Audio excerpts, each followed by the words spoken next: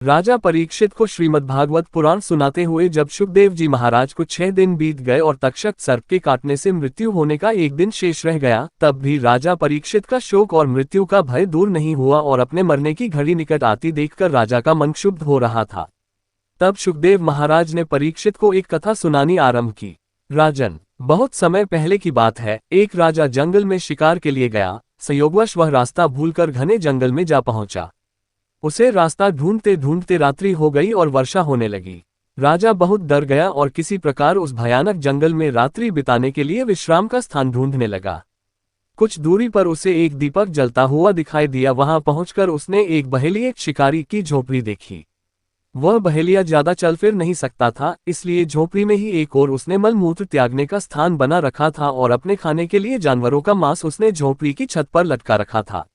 वह झोपड़ी बड़ी गंदी, अंधेरी, छोटी और दुर्गंधयुक्त थी।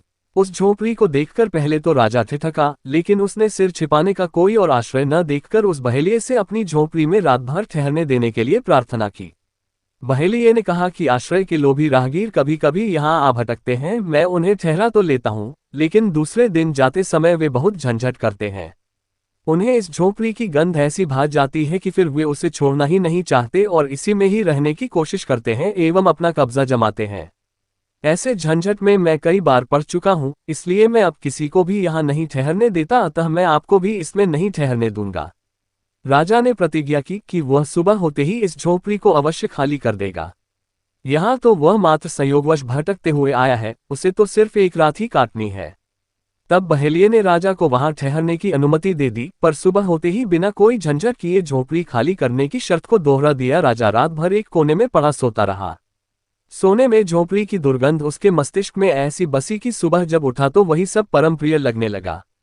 राजा जीवन के वास्तविक उद्देश्य को भूलकर वहीं निवास करने की बात सोचने लगा और बहेलिये से वहीं ठहरने की प्रार्थना करने लगा।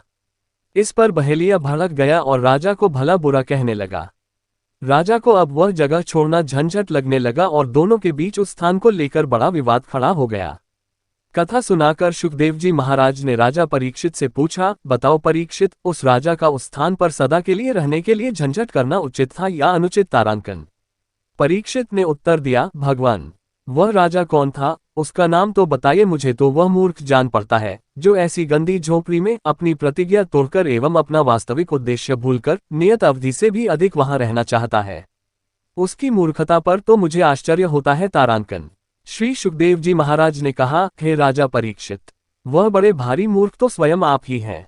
इस मल मूत्र की गठरी रूपी देह अर्थात शरीर में जितने समय आपकी आत्मा को रहना आवश्यक था, वह अवधि तो कल समाप्त हो रही है। अब आपको उस लोक जाना है जहां से आप आए हैं, फिर भी आप मरना या जाना नहीं चाहते। क्या यह आपकी मूर्खता नहीं है? तारांकन। राजा परीक्षित का ज्ञान जाग गया और वे बंधन मुक्ति के लिए सहर्ष तैयार हो गए।